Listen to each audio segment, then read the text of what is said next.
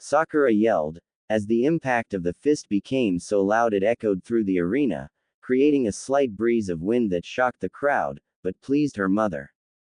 Quote. Silence filled the arena. The crowd, shinobi, cages, and the competitors were all silent.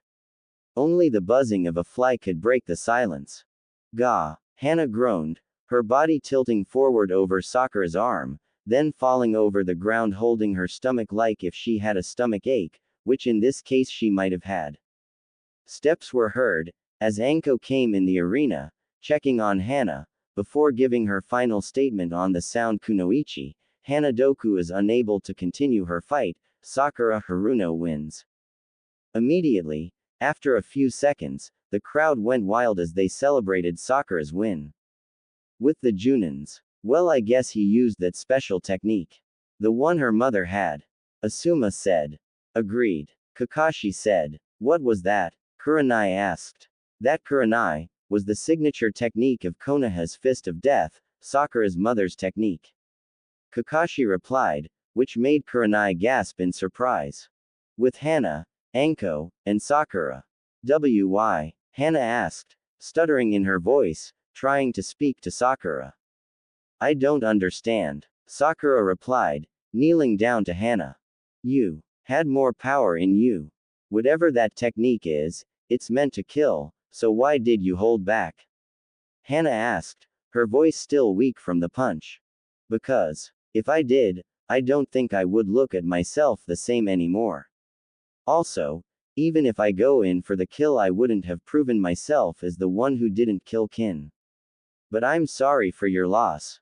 Sakura replied as she got up and walked away to the exit, accepting her win. You know what? Most kunoichis would go in for the kill, so as to gain fame or to eliminate future competitors. You might as well owe your life to her.